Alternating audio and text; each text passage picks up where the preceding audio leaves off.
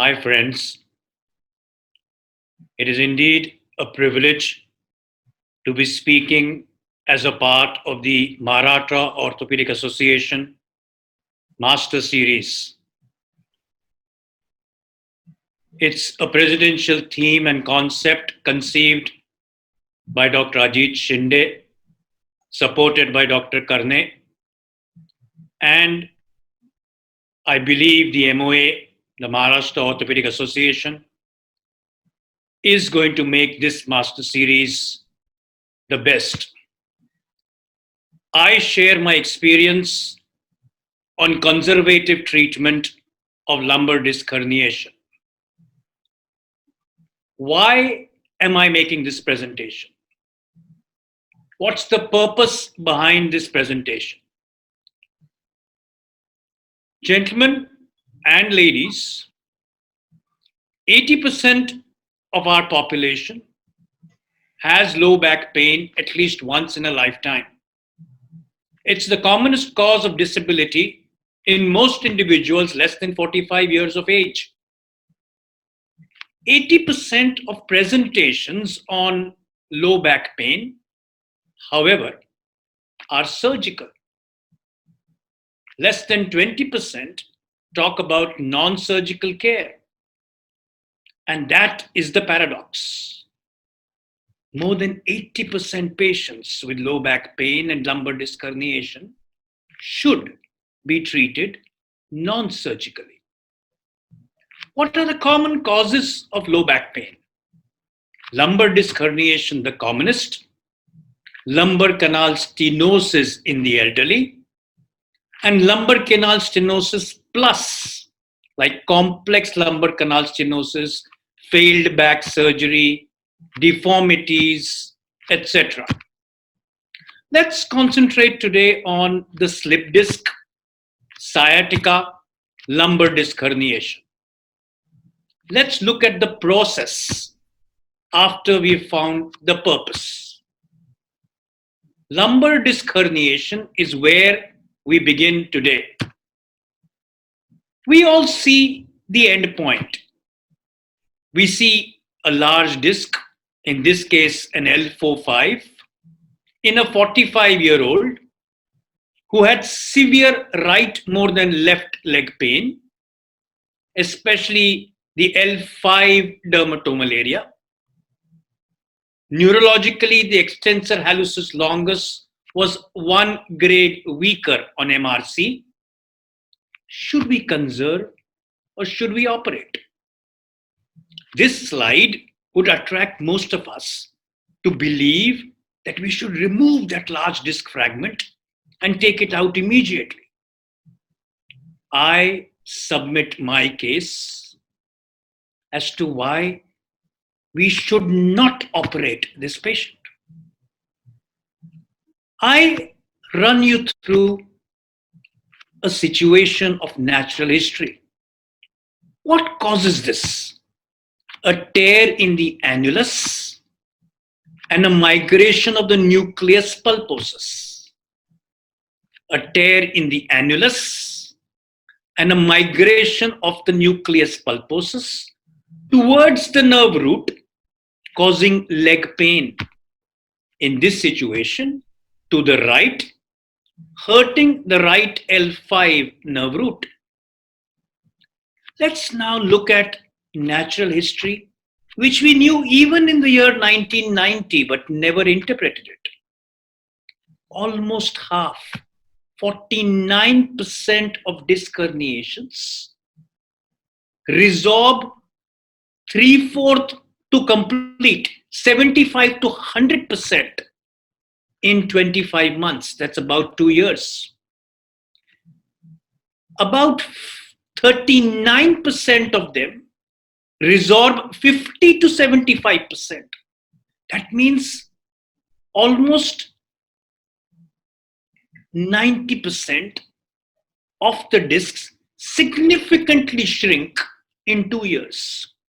It's only 10 to 12% who do not shrink as much or shrink less than 50%. This should ring a bell somewhere within. If the disc is shrinking even minimally and the nerve root is getting offloaded, that nerve which was initially compressed would then get just irritated, and over a period of time, even the irritation would disappear.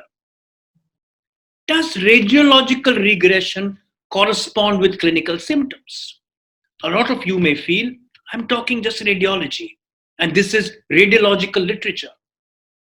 But understand, friends, and literature says that improvement in clinical findings is seen even before changes in MRI, which means that but for those 10 to 12%, all the others would surely have improved even before the MRI showed the changes. Hence, a very small fraction of people, restricted to that 12% who had shrunk between 0 to 50%, would have some residual symptoms at the end of 2 years.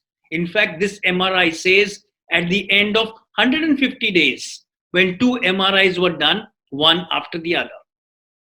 That is 5 months.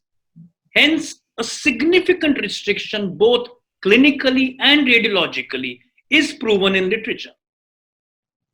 May I also share with you something which should drive the point home further? Greater the size of the disc herniation, like you see in the MRI picture that I'm sharing, higher the chance of it getting totally resorbed and disappearing. Why is that so? Because sequestrated discs, which may initially look humongous and large, over a period of time shrink and disappear by phagocytosis. They are disconnected from the parent disc, and they are in a situation where very soon some of them even disappear at 3 months. And don't be surprised that these patients, if conserved either by choice or by accident, what I mean, patient refused the operation, would surprise you with an MRI where there's almost complete clearance of the canal. Then what doesn't work in our favor? Young disc bulges who are not really sequestrated or extruded out, those which are subannular, subligamentous, those are the ones which are more foraminal. Those are the ones which don't really shrink and actually trouble us for a prolonged period of time.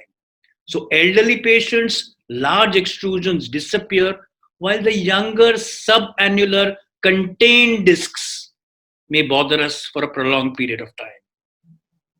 Another thing which you need to understand, when you compare regression of these discs, 60% of the patients are better in year 1, while 90% are better in the surgical group. So you would say, why not offer them surgery? That's significant. But just extrapolate that to 4 years.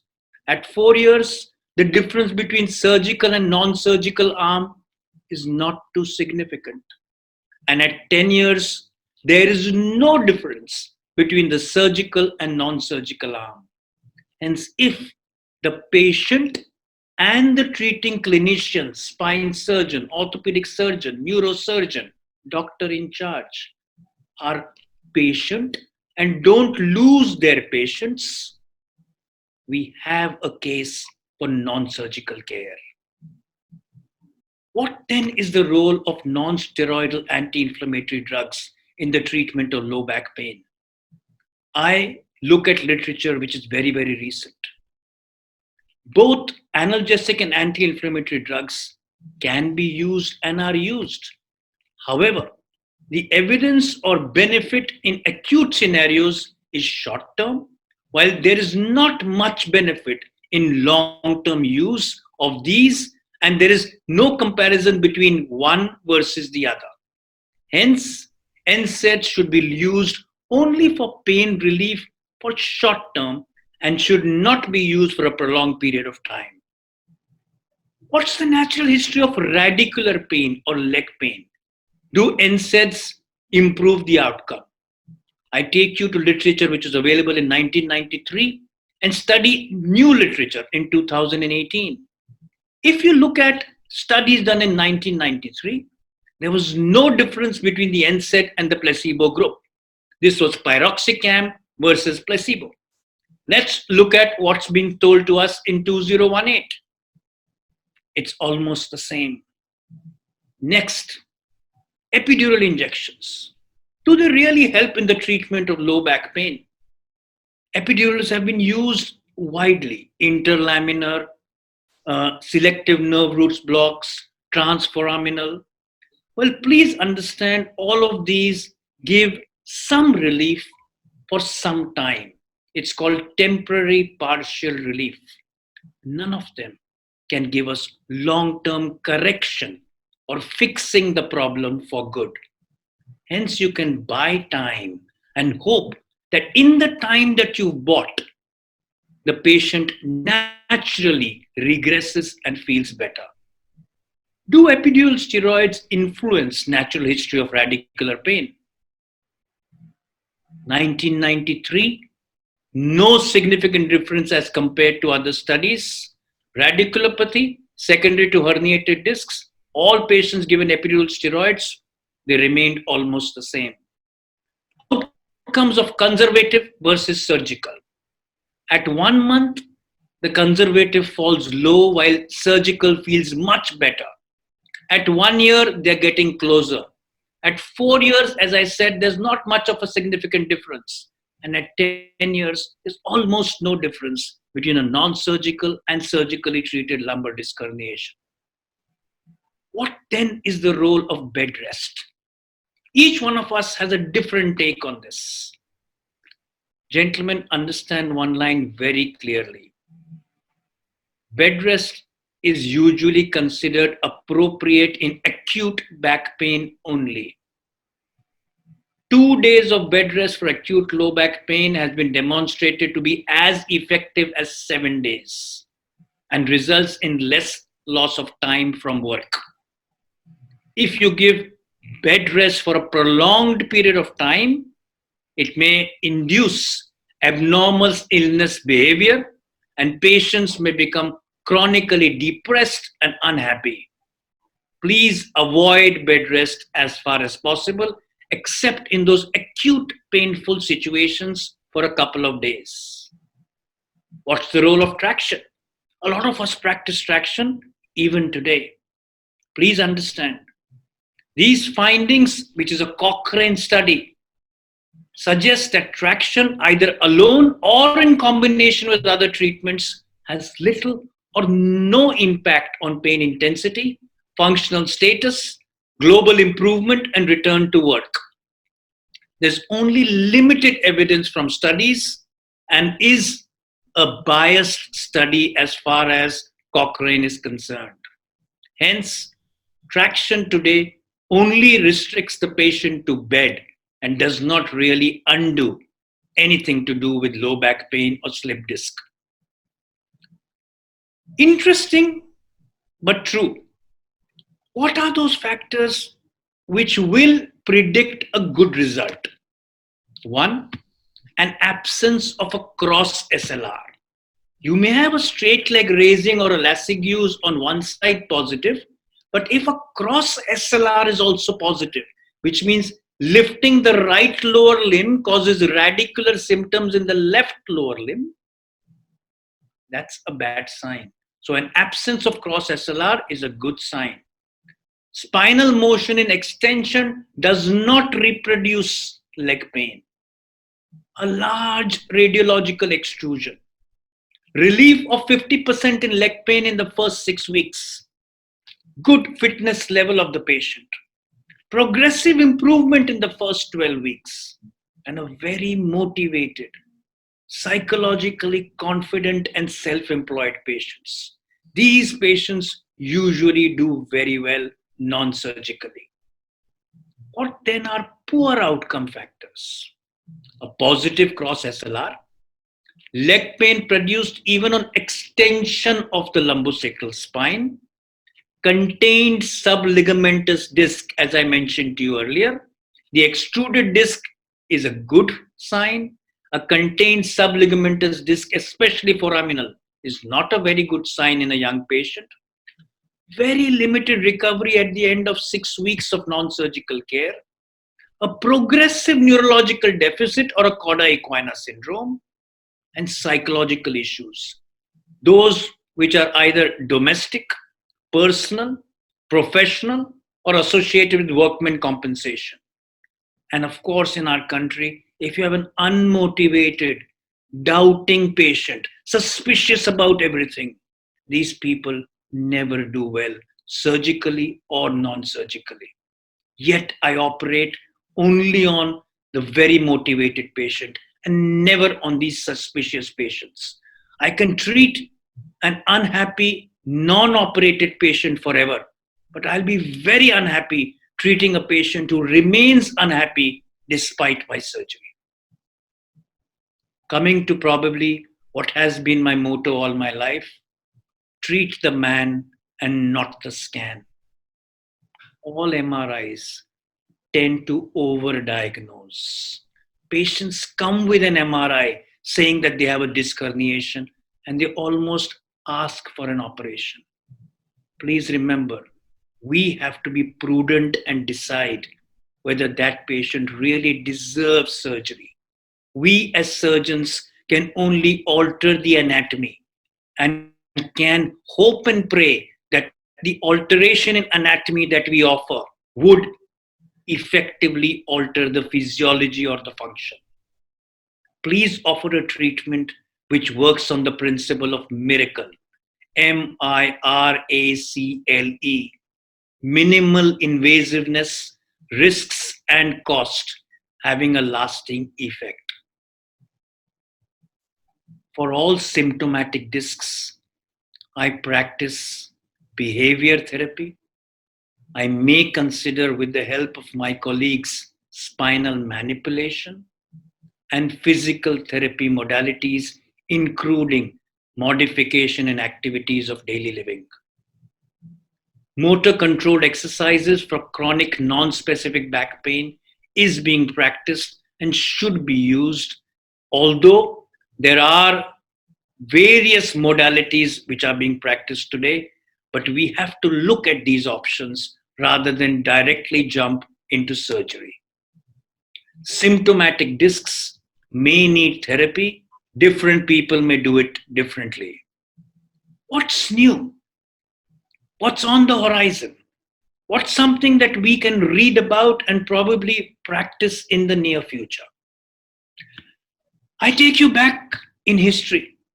Chymopapine was used for chemonucleolysis, but because of its ill effects was thrown out. Today, collagenase is being offered. Ethanol gel injection in the form of chemonucleolysis is being offered. And this probably is a peep into rekindling chemonucleolysis. Artemin. This is a new drug which is being tested systemically in animals. If you remember, they had used infliximab and etanercept, which were TNF-alpha antagonists in the past. This is a drug which is on similar lines, being used systemically and is being considered for nerve regeneration in animals and may be extrapolated to human use in the near future. Then we have growth factor modification using monoclonal antibodies. We've all heard of denosumab, which we are using in osteoporosis. Another MCA or monoclonal antibody is tenozumab. It reduces the pain and disability of disc herniation and is something which will be offered in the near future. PRP, yes, for disc injury, not for everything, but acute disc injuries, platelet-rich plasma is being injected and tried and may be an option in the future. Stem cells, well, it's still not in an evidence-based situation, but a lot of work is being done to regenerate cells and increase the disc matrix, but still experimental, not yet seen in the near horizon. You can see it at a distance. But what is here is back school, which is functional rehabilitation of the back. What is this? Well, the back school is something where both the treating clinician and the patient's attitude needs to be changed and altered. What's the concept? Well, it started long back, about 50 years back in Sweden, yet not yet available to the extent that it could be practiced in India. Functional recovery is looked at, reduction of symptoms, increasing tissue repair, decreasing kinesiophobia, that is fear of movement, and prevention of recurrence. What does it work on? It works on education and acquiring skills through physical exercises. There are two groups in this, the high intensity group and the low intensity group. What does the Black School target? It targets patients who've never had back injury or back pain and those who've suffered with recurrence or even post-operative patients. It's most useful in patients where back pain can be linked to some clinically relevant anatomy. It does not work too well in that non-specific back pain patient. Educate and inform the patient how to lift, how to sit, how to stand, how to travel. Prevent fear of movement. Encourage exercise, group exercises, including diaphragmatic breathing, stretching of the erector spinae, stretching of the posterior limb muscles, stretching of the anterior hip muscles, kinesthetics, strengthening of abdominal musculature. All these put together in a group works very, very well. Gentlemen, I have certain suggestions. This comes not by just evidence, not by just experience. It's an amalgamation of both together, which we would call expertise. Good results come from experience, experience comes from bad results. I share with you, if you have contained discs, please be non-surgical in the first episode. Encourage non-surgical maneuvers. Take the help of a physiatrist or a pain specialist. And worst case scenario, offer only minimally invasive surgery if the patient is in agony and is actually buying the surgery. Never sell the surgery to the patient. Non-contained discs with neurology, persistent leg pain, only then offer them minimal access surgery. If you can be patient enough, this non-contained extruded disc over a period of time will disappear. What then are the red flags? Do we really have to look at surgery as the first option in those less than 20%? I would say less than 10% scenarios? Yes, those red flags have to be remembered.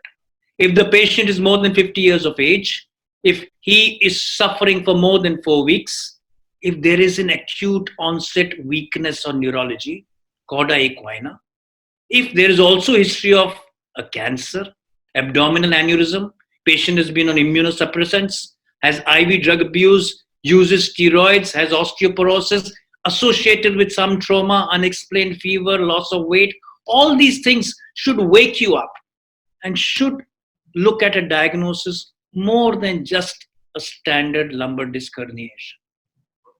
In summary, most disc herniations will spontaneously resolve. Large migrated herniated fragments resolve better than small protrusions. Majority of patients with spontaneous clinical improvement tend to improve within 1 to 3 months. So be patient. Only operate on cauda equina syndrome, profound deficit like a foot drop, or unrelenting pain, and be very specific where this is happening. Counsel the patient. All spine surgeries are decisions taken with mutual consent. I strongly believe that every patient who's offered lumbar disc herniation surgery, if the surgery takes you an hour to execute, you must spend at least 2 hours with the patient prior to the surgery, counseling him or her. It's the right patient who needs the surgery, and that can only be detected if you've counseled him and picked him up for the surgery. Please remember, tread cautiously into spine, for things are changing as we talk. And what is state of the art today is history tomorrow. and maybe obsolete the day after. Do not get carried away by techno savvy gizmos. Please do what works best in your hands rather than be market driven. I share what I have known. I wish you luck, and I always believe that you must practice truth, transparency, and hence develop trust in treatment. Thank you very much for a patient hearing.